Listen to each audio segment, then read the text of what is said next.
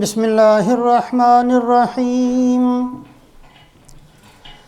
الحمد للہ نحمده ونستعینه ونستغفره ونؤمن به ونتوکل علیہ ونعوذ باللہ من شرور انفسنا ومن سیئات اعمالنا من يهده الله فلا مضل له ومن يضلله فلن تجد له وليا مرشدا أما بعد فقال الله تبارك وتعالى أعوذ بالله من الشيطان الرجيم بسم الله الرحمن الرحيم يا أيها الذين آمنوا لا يسخر قوم من قوم عسى أن يكونوا خيرا منهم ولا نساء من نساء عسى أن يكن خيرا منهن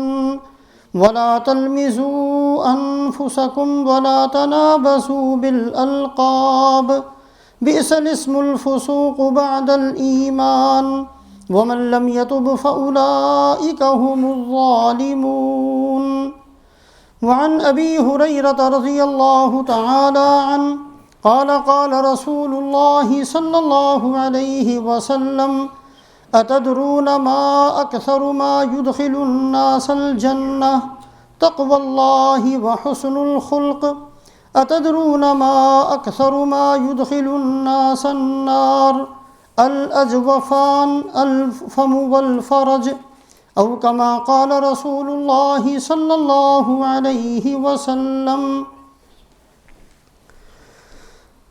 ایک معمولی اور ایک ادنا مسلمان ہونے کی حیثیت سے ہم سب اس بات کو جانتے ہیں کہ سرکار دو عالم حضرت محمد صلی اللہ علیہ وسلم کو اللہ پاک نے سفر معراج کے اندر آسمانوں میں اپنی بادشاہت کے وہ مناظر دکھائے ہیں جو اولین و آخرین میں سے کسی کو بھی نہیں دکھائے گئے۔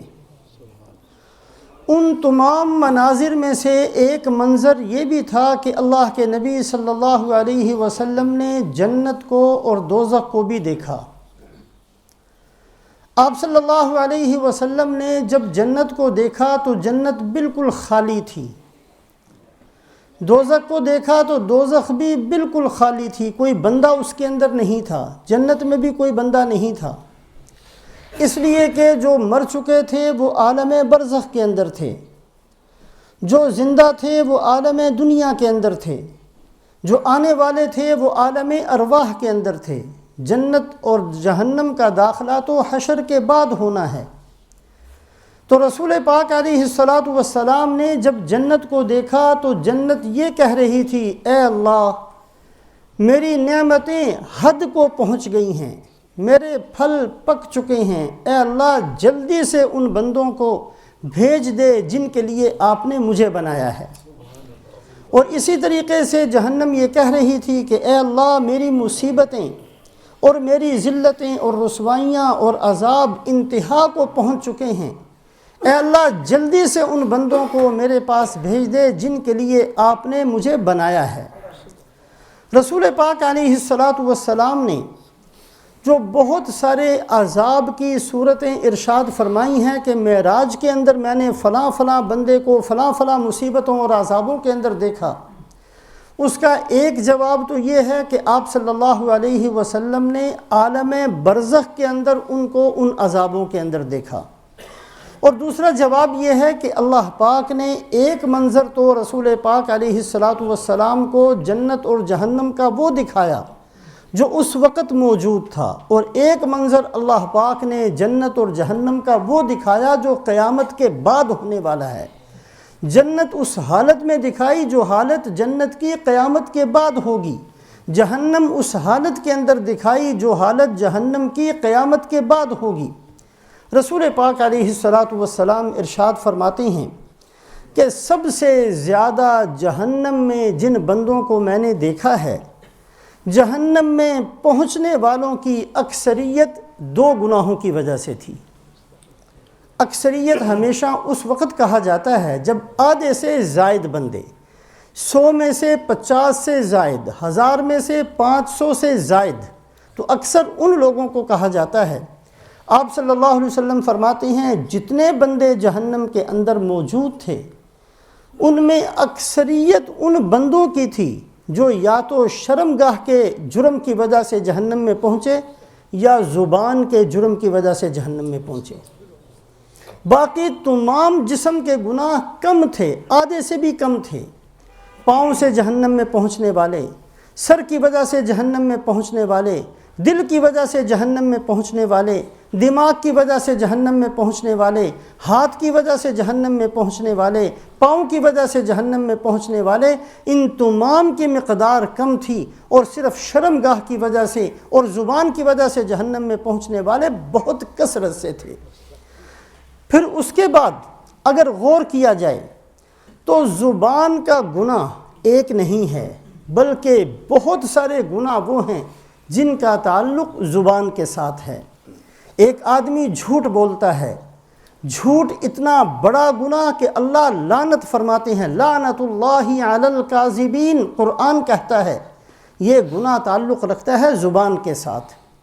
ایک آدمی غیبت کرتا ہے، غیبت کے بارے میں اللہ کے نبی فرماتے ہیں اشد من الزنا، زنا سے بھی زیادہ گناہ کی چیز اور زنا سے بھی زیادہ بدترین چیز بندے کا غیبت کرنا ہے۔ آپ صلی اللہ علیہ وسلم نے جب یہ فرمایا تو صحابہ نے عرض کی یا رسول اللہ بظاہر تو زنا بہت بڑا جرم لگتا ہے۔ آپ نے فرمایا کہ زنا کرنے والا اپنے دل کے اندر شرم کو محسوس کرتا ہے اور غیبت کرنے والا یہ بھی محسوس نہیں کرتا، تو وہ اس کا تعلق بھی زبان کے ساتھ۔ آپ صلی اللہ علیہ وسلم تشریف لے جا رہے تھے، 2 قبروں سے گزر ہوا، آپ نے فرمایا ان دونوں کو عذاب ہو رہا ہے، اور دونوں کو کسی بڑی چیز کی وجہ سے نہیں، اگر بچنا چاہتے تو بچ سکتے تھے۔ ان دونوں میں سے ایک کو تو عذاب اس لیے ہو رہا ہے کہ یہ پیشاب کے چھینٹوں سے اپنے آپ کو بچاتا نہیں تھا، اور دوسرے کو عذاب ہو رہا ہے صرف چغل خوری کی وجہ سے۔ یہ چغل خوری کا گناہ بھی زبان کے ساتھ تعلق رکھتا ہے۔ اسی طریقے سے ایک آدمی اگر کسی کو طعنہ دے، وَيْلٌ لِكُلِّ هُمَزَةٍ لُمَزَةٍ، ہلاکت ہے ان بدبختوں کے لیے جن کا کام ہی لوگوں کے باتوں پر اعتراض کرنا ہوتا ہے۔ اس گناہ کا تعلق بھی زبان کے ساتھ ہے۔ ایک آدمی دوسرے کو تنگ کرتا ہے، دوسری کی غیبت کرتا ہے، دوسرے پر بہتان باندھتا ہے، اس کا تعلق بھی زبان کے ساتھ ہے۔ تو رسول پاک علیہ الصلاۃ والسلام نے جہنم میں اکثریت کو جو دیکھا وہ ان دو حصوں کے گناہوں کی وجہ سے جہنم میں پہنچی ہوئی تھی۔ اسی وجہ سے سرکار دو عالم حضرت محمد صلی اللہ علیہ وسلم نے فرمایا من یضمن لی ما بین لحییہ وما بین فخذیہ اضمن لہ بالجنہ، جو آدمی مجھے ضمانت دے اس بات کی کہ اپنی زبان کو بچا کر رکھے گا اور شرمگاہ کو بچا کے رکھے گا، میں اللہ کا نبی اس کے جنتی ہونے کی ضمانت دیتا ہوں۔ اس لیے کہ بہت کثرت سے جن لوگوں کا ستیہ ناس ہونا ہے اور بہت کثرت سے جن لوگوں نے ناکام ہونا ہے، اس میں بہت بڑا حصہ زبان کا ہے۔ زبان کی وجہ سے بہت کثرت سے لوگ جہنم میں پہنچیں گے۔ حضرت عقبہ ابن عامر رضی اللہ تعالیٰ عنہ یہ وہ صحابی ہیں کہ رسول پاک علیہ الصلاۃ والسلام کے ساتھ بڑی محبت تھی، بڑی خدمت فرمایا کرتے۔ آپ صلی اللہ علیہ وسلم سفر میں تشریف لے جاتے تو لگام تھام کر ساتھ چلنے والے حضرت عقبہ ابن عامر رضی اللہ تعالیٰ عنہ فرماتے ہیں میں نے عرض کی یا رسول اللہ من نجا، اے اللہ کے نبی اگر نجات حاصل کرنا ہو اور اگر کامیابی حاصل کرنا ہو، عذاب اور مصیبت سے اپنے آپ کو بچانا ہو تو میں کیا کروں؟ آپ نے فرمایا املک علیک لسانک، زبان کو قابو میں رکھنا، زبان کو قابو میں رکھنا، یہی ایک راستہ ہے جس سے نجات مل سکتی ہے۔ حضرت سفیان ابن عبداللہ رضی اللہ تعالیٰ عنہ آپ صلی اللہ علیہ وسلم کی خدمت میں حاضر ہوئے، یا رسول اللہ صلی اللہ علیہ وسلم ما اخوف ما تخاف علیہ، سب سے زیادہ آپ کو میرے بارے میں کس چیز کا خوف ہے؟ آپ کیا سمجھتے ہیں؟ میں آپ کا صحابی ہوں، آپ کے ساتھ رہتا ہوں، کون سا وہ جرم ہے جو میں کروں اور مجھے پتہ بھی نہ چلے؟ سب سے زیادہ آپ کو میرے بارے میں کس چیز کا خوف ہے؟ آپ صلی اللہ علیہ وسلم نے زبان مبارک پکڑی اور فرمایا کہ اس بات کا۔ بعض دفعہ آدمی کو پتہ نہیں چلتا، وہ اپنے آپ کو نیک ہی سمجھتا رہتا ہے، وہ اپنے آپ کو بڑا صالح متقی ہی سمجھتا رہتا ہے، اس کو خبر بھی نہیں ہوتی کہ میں نے کوئی ایسا کلمہ کہہ دیا ہے جس کی وجہ سے لوگ لڑتے ہیں، میں نے کوئی ایسی بات کہہ دی ہے جس کی وجہ سے لوگ بے دینی کے اوپر چل پڑے ہیں، میں نے کوئی ایسی بات کہہ دی ہے جس کی وجہ سے میں جہنم کا مستحق بن چکا ہوں، خبر بھی نہیں ہوتی۔ آپ صلی اللہ علیہ وسلم نے زبان پکڑ کر فرمایا کہ اس سے یہ سب سے زیادہ میں ڈرتا ہوں۔ حضرت عائشہ صدیقہ رضی اللہ تعالیٰ عنہا ایک دفعہ ازواج مطہرات میں سے حضرت صفیہ، جن کا قد تھوڑا سا کم تھا، چھوٹے قد کی تھیں، حضرت عائشہ رضی اللہ تعالیٰ عنہا نے صرف اتنا سا کہہ دیا، یا رسول اللہ صلی اللہ علیہ وسلم، صفیہ کے بارے میں اتنا ہی کافی ہے کہ ان کا قد چھوٹا ہے، میں کسی اور برائی کو نہیں کہتی، بھئی یہ کافی ہے ان کے اندر۔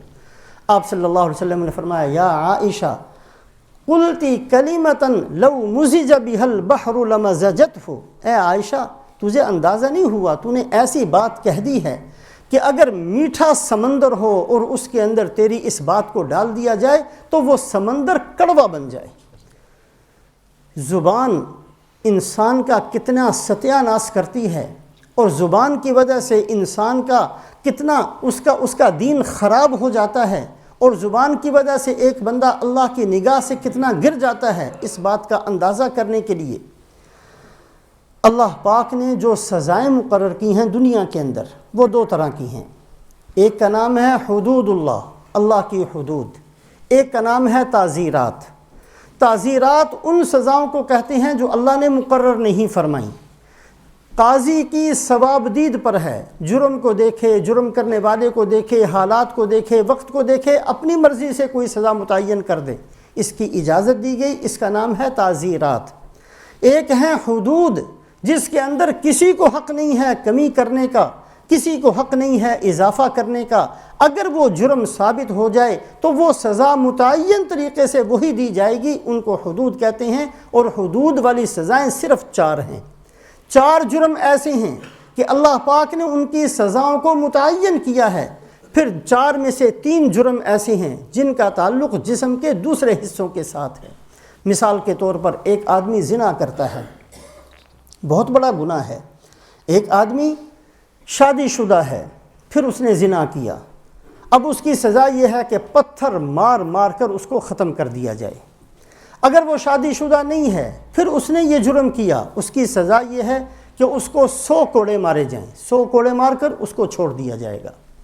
ایک آدمی شراب پیتا ہے، اس کی سزا یہ ہے، اگر جرم ثابت ہو جائے اس کو 80 کوڑے مارے جائیں گے۔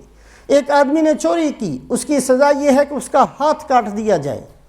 ان تینوں جرموں کے اندر ایک آدمی نے جرم کیا، اس کی سزا اس کو مل گئی، پھر اس نے توبہ بھی کر لی۔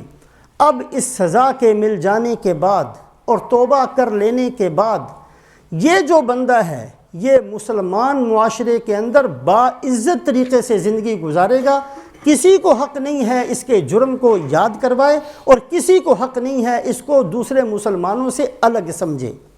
جیسے دوسرے مسلمان محترم ہیں، جیسے دوسرے مسلمان عزت والے ہیں، ایسے ہی یہ مجرم جس نے زنا کیا تھا، غیر شادی شدہ تھا، 100 کوڑے کھا چکا اور اس کے بعد توبہ کر چکا، اس کا مقام بھی عام مسلمانوں کے برابر ہے۔ ایک آدمی جس نے شراب پی تھی، اس کو سزا مل چکی، اس نے توبہ کر لی، توبہ کرنے کے بعد اس کا مقام اور دوسرے مسلمانوں کا مقام برابر ہے، کوئی فرق نہیں ہے۔ ایک آدمی، تیسرا آدمی جس نے چوری کی، اس کا ہاتھ کٹ گیا، اس کو سزا مل چکی اور اس کے بعد اس نے توبہ بھی کر لی، اس کے مقام میں کوئی فرق نہیں پڑا، اس کا مقام عام مسلمانوں کے برابر ہے۔ لیکن جو چوتھی حد ہے، ایک آدمی زبان سے کسی پاک دامن عورت پر تہمت لگا دے، ایک آدمی زبان سے کسی پاک دامن عورت پر تہمت لگا دے، اس کی سزا یہ ہے اس کو 80 کوڑے مارے جائیں گے، اور اس کے بعد جب تک وہ زندہ رہے گا اس کو وہ مقام کبھی بھی نہیں ملے گا جو اس کا پہلے تھا۔ اس سے اندازہ کریں کہ زبان کا جرم کتنا بڑا سمجھا جاتا ہے شریعت اسلامیہ کے اندر۔ والذین یرمون المحصنات ثم لم یأتوا بأربعة شہداء فاجلدوہم 80 جلدۃ ولا تقبلوا لہم شہادۃ ابدا۔ اللہ فرماتے ہیں جس بدبخت نے یہ جرم کیا ہے کہ اس کی زبان سے کسی کی عزت محفوظ نہیں ہے، ایک پاک دامن عورت ہے، یہ بدبخت کھڑا ہو کر اس پر بہتان باندھ دیتا ہے، اگر اس کو سزا مل بھی جائے، اس کو کوڑے لگ بھی جائیں، اس کو یہ توبہ کر بھی لے، یہ تہجد گزار بن بھی جائے، یہ نمازوں کا اہتمام کر بھی لے، یہ جتنا چاہے نیک بن جائے، لیکن اس کا مقام وہ مقام نہیں ہوگا جو عام مسلمان کا ہے۔ عام مسلمان کی گواہی معتبر ہوگی، لیکن گواہی کے اندر اس کا نام کبھی بھی نہیں آئے گا۔ وَلَا تَقْبَلُوا لَهُمْ شَهَادَةً أَبَدًا۔ اندازہ کیجئے، جس جرم کا تعلق شرمگاہ سے تھا، وہ جرم ہونے کے بعد، سزا ملنے کے بعد اللہ نے برابر کر دیا۔ جس جرم کا تعلق شراب پینے سے تھا، اللہ نے برابر کر دیا۔ جس کا تعلق چوری سے تھا، اللہ پاک نے اس کو توبہ کے بعد برابر عام مسلمانوں کے برابر لا کر کھڑا کر دیا۔ لیکن جس گناہ کا تعلق زبان سے تھا، یہ ایسا جرم ہے کہ بندہ کبھی بھی دوبارہ اس مقام کو حاصل نہیں کر سکتا۔ اس لیے حکم دیا گیا ہے شریعت اسلامیہ میں کہ اپنی زبانوں کو قابو میں رکھا کرو۔ یہ بے لگام زبان، کوئی پتہ نہیں چلتا کس وقت کس کے بارے میں کیا کہہ دے، کس کی پگڑی اچھال کے رکھ دے، کس کو بے عزت کر کے رکھ دے۔ یہ بے لگام زبان، اس کا شریعت اسلامیہ میں کوئی تصور نہیں۔ رسول پاک علیہ السلام سن 5 ہجری میں غزوہ بنو المصطلق میں تشریف لے گئے۔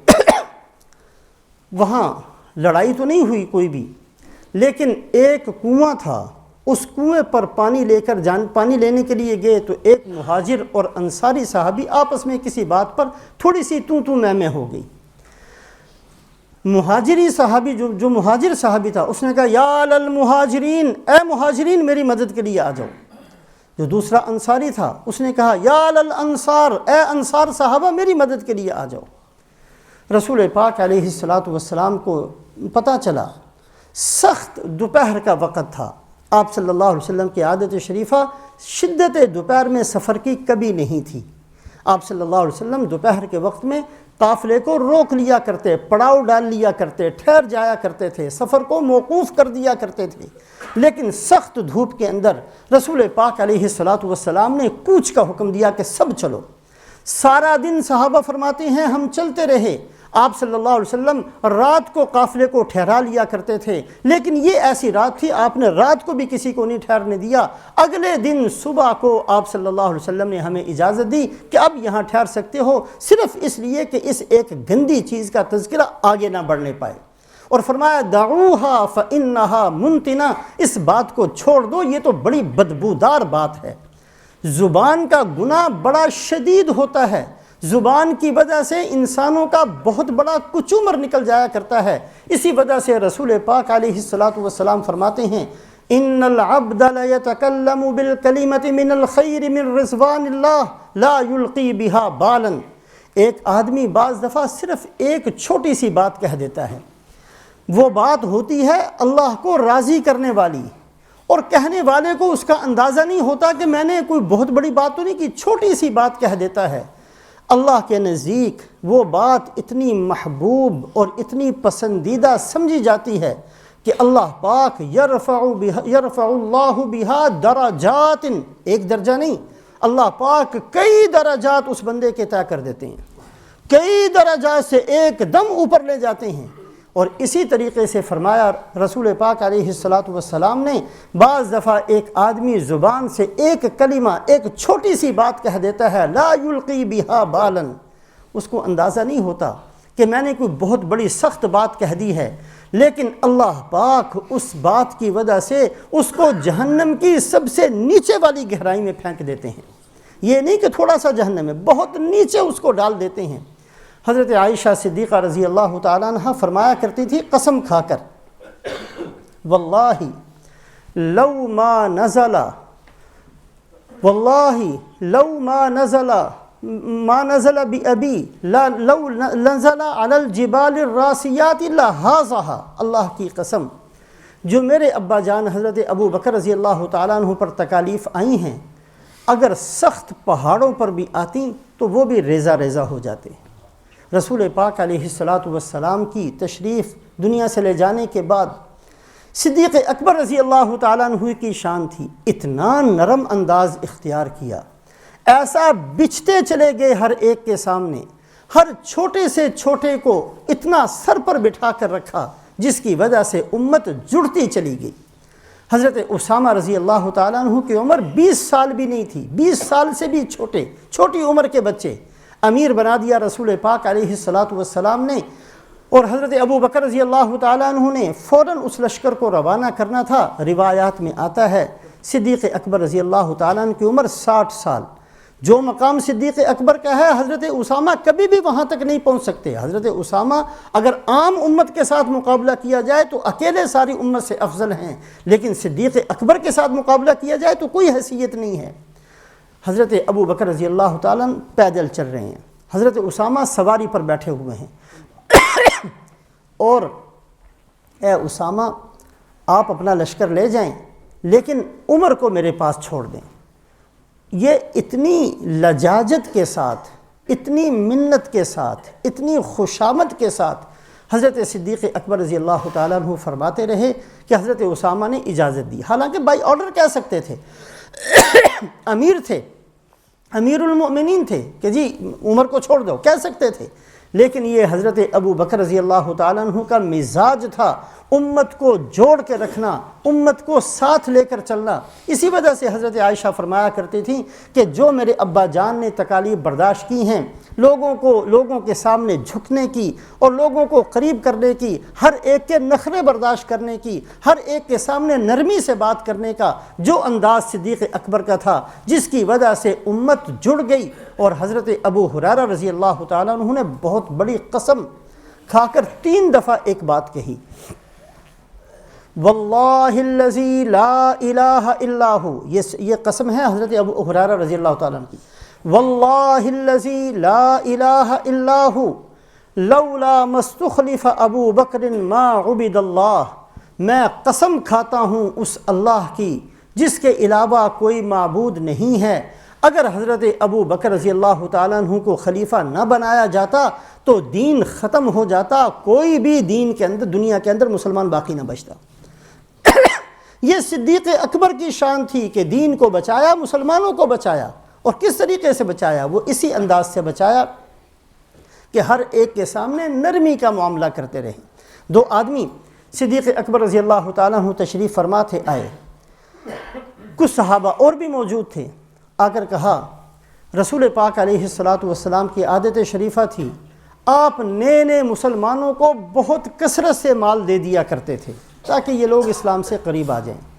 غزوہ حنین کے اندر 300 اونٹ ایک کو دے دیے، 100 اونٹ ایک کو دے دیے، اتنا مال دیا ہے رسول پاک علیہ الصلاۃ والسلام نے۔ اے امیر المؤمنین، آپ بھی ایسے کریں کہ فلاں علاقے کی جو زمین ہے، جو بنجر زمین ہے، بالکل کام کی نہیں ہے، آپ وہ زمین ہمارے نام لکھ دیجئے تاکہ ہم اس میں محنت کریں گے۔ آپ صلی اللہ علیہ وسلم کا طریقہ بھی یہی تھا، آپ بھی اسی پر عمل کیجئے۔ حضرت ابو بکر رضی اللہ تعالیٰ عنہ نے جو سامنے صحابہ بیٹھے تھے ان سے مشورہ کیا، فرمایا جی ٹھیک ہے، لکھ دیجئے، آپ کو اختیار ہے۔ صدیق اکبر رضی اللہ تعالیٰ عنہ نے لکھ دی، فلاں علاقے کی اتنی زمین میں ان 2 بندوں کو دیتا ہوں۔ لکھنے کے بعد فرمایا کہ یہ حتمی فیصلہ نہیں ہے جب تک حضرت عمر اس پر ہاں نہ کر دیں، وہ موجود نہیں تھے، آپ جاؤ یہ حضرت عمر کو دکھا لو، اگر وہ ہاں کر دیں گے تو یہ میرا فیصلہ آخری فیصلہ ہوگا، ورنہ یہ فیصلہ حتمی فیصلہ نہیں ہے۔ وہ دونوں بندے اٹھے اور جا کر وہ کاغذ حضرت عمر رضی اللہ تعالیٰ عنہ کے پاس لے گئے کہ جی ہم نے یہ بات کہی تھی اور حضرت ابو بکر رضی اللہ تعالیٰ عنہ نے اس طریقے سے ہمیں لکھ دی ہے۔ حضرت عمر رضی اللہ تعالیٰ عنہ سخت ناراض ہوئے، جلال تھا طبیعت کے اندر، اتنے ناراض ہوئے کہ وہ لکھا ہوا مٹا دیا اور کہا کہ رسول پاک علیہ الصلاۃ والسلام جو نئے مسلمانوں کو زمین دیا کرتے تھے وہ اس لیے کہ مسلمان تھوڑے سے تھے، اللہ نے اسلام کو پھیلا دیا ہے، مشرق مغرب شمال جنوب میں اسلام پہنچ گیا، اب ہمیں پیسے دینے کی کسی کافر کو یا کسی نئے مسلمان کو کوئی ضرورت نہیں ہے۔ اب یہ دونوں بندے اٹھ کر صدیق اکبر رضی اللہ تعالیٰ عنہ کے پاس آئے کہ جی آپ امیر ہیں کہ وہ عمر امیر ہیں، آپ نے ایک فیصلہ لکھ دیا اور وہ ایسے اس کے اوپر انہوں نے تو مٹا دیا اور سخت ناراضگی کا اظہار کیا۔ اب اگر حضرت ابو بکر رضی اللہ تعالیٰ عنہ یہ فرما دیتے نہیں امیر تو میں ہوں، تو بات کہیں سے کہیں چلی جاتی۔ یہ نہیں فرمایا، بلکہ فرمایا کہ اگر عمر چاہتے تو وہ امیر بن جاتے۔ جب امارت کا وقت آیا تھا تو ہم نے تو بہت کوشش کی تھی کہ امیر عمر کو بنا دیا جائے، اگر عمر چاہتے تو وہ امیر بن سکتے تھے۔ یہ بہترین جواب دیا۔ اس کے بعد حضرت عمر رضی اللہ تعالیٰ عنہ تشریف لائے سخت ناراضگی کے اندر، اے ابو بکر یہ زمین آپ کی ہے یا مسلمانوں کی ہے؟ کہا جی مسلمانوں کی ہے۔ پھر آپ نے کیوں دے دی؟ کہا اس لیے تو میں نے کہا تھا عمر تم اس خلافت کو قبول کر لو۔ اس طریقے سے حضرت ابو بکر رضی اللہ تعالیٰ عنہ سب کو لے کر چلتے رہے اور سب کو جوڑ کے چلتے رہے اور ہر ایک کی سہتے رہے، ہر ایک کی برداشت کرتے رہے، اس لیے کہ یہ زبان ایسی چیز ہے جس کی وجہ سے انسانوں کا بہت زیادہ ستیہ ناش ہو جایا کرتا ہے۔ آج بدقسمتی سے ہمیں اس چیز کا احساس نہیں ہے، ہماری زبان قینچی سے زیادہ کاٹتی ہوئی چلی جاتی ہے۔ جب اللہ اپنے نبی کو فرمائیں، اور کس نبی کو؟ جو سب سے بڑے نبی سرکار دو عالم حضرت محمد صلی اللہ علیہ وسلم کو فرماتے ہیں فَبِمَا رَحْمَةٍ مِّنَ اللَّهِ لِنْتَ لَهُمْ وَلَوْ كُنْتَ فَظًّا غَلِيظَ الْقَلْبِ لَانفَضُّوا مِنْ حَوْلِكَ۔ اے محمد صلی اللہ علیہ وسلم، ہم نے آپ پر احسان کیا کہ آپ کو نرم بنا دیا، اگر آپ بھی سخت ہوتے تو کوئی آپ کے پاس نہ ٹھہرتا۔ یہ جانتے ہوئے کہ اللہ کے نبی ہیں، یہ جانتے ہوئے کہ سب سے بڑے نبی ہیں، یہ جانتے ہوئے کہ رحمت للعالمین ہیں، اگر رسول پاک علیہ السلام سختی کا مظاہرہ فرماتے تو کوئی صحابی ساتھ نہ ٹھہرتے۔ ہمارے جیسے دو پیسے کے آدمی کے ساتھ کس نے ٹھہرنا ہے؟ اگر ہم نے اپنی زبانوں کو لگام نہ دی، ہم نے اپنی زبانوں پر کنٹرول کرنا نہ سیکھا، ہم نے اپنی زبان کو اچھے طریقے سے اپنے قابو میں نہ کیا، تو ہمارے ساتھ کون رہ سکتا ہے؟ جب اللہ اپنے نبی سے فرماتے ہیں آپ کی نبوت برحق ہے، آپ کی عظمت برحق ہے، آپ کی شان برحق ہے، اس کے باوجود اگر آپ سختی کا مظاہرہ کرتے یا آپ کو چھوڑ کر چلے جاتے۔ جب اللہ موسیٰ علیہ السلام کو فرعون جیسے بندے کے پاس بھیجتے ہیں جس نے خدائی کا دعویٰ کیا، فَقُولَا لَهُ قَوْلًا لَيِّنًا، اے موسیٰ، اے ہارون، جانا اور نرمی سے بات کرنا، یہ نہ کہنا کہ تو بدبخت کون ہوتا ہے خدائی کا دعویٰ کرنے والا، تیری ایسی کی تیسی ٹانگیں توڑ دیں گے، یہ نہ کہنا۔ فَقُولَا لَهُ قَوْلًا لَيِّنًا، جا کر بڑی نرمی سے بات کرنا۔ جب اللہ اپنے اتنے بڑے نبیوں کو فرعون جیسے بدبخت کے پاس بھیجتے ہیں تو نرمی کا حکم دیتے ہیں۔ آج پتہ نہیں ہمیں کیا ہو گیا کہ ہم نے اپنی زبانیں پتہ نہیں کس کے حوالے کی ہوئی ہیں، کینچی کی طرح کاٹ دینا اور ایک دم دوسرے کو ذلیل کر دینا، فوری طور پر دوسرے کی بے عزتی کر دینا ہمارے بائیں ہاتھ کا کام۔ جراحات السنان لها التئام ولا يلتام ما جرح اللسان، ایک شاعر کہتا ہے اس بات کو یاد رکھنا، تیروں کے زخم جو ہیں وہ مٹ جایا کرتے ہیں، بھر جایا کرتے ہیں، تکلیف ختم ہو جاتی ہے، وہ جسم کا حصہ بن جایا کرتے ہیں، لیکن جو زبان کے زخم ہیں وہ کبھی بھی نہیں بھرا کرتے۔ آدمی بھول جاتا ہے لیکن اس کو یاد رہتا ہے، پھر بھی آدمی نظر انداز کر دیتا ہے لیکن وہ باتیں کبھی بھی نہیں بھولا کرتا۔ اسی وجہ سے شنیدم کہ مردان راہ خدا دلے دشمنا ہم نہ کر دند تنگ، ترا کہ میسر شبد ای مقام کہ بعد و ستانت خلاف است و جنگ۔ ہم نے سنا ہے کہ اللہ کے نیک بندے تو دشمنوں کے ساتھ بھی بچھتے چلے گئے، دشمنوں کی بھی عزت احترام کرتے چلے گئے، دشمنوں کے ساتھ بھی بڑی لجاجت اور منت سے باتیں کرتے چلے گئے۔ تمہیں یہ مقام کہاں مل سکتا ہے؟ تمہاری تو لڑائی اپنوں سے ہی ہے، اپنوں سے لڑائی نہیں ختم ہوتی۔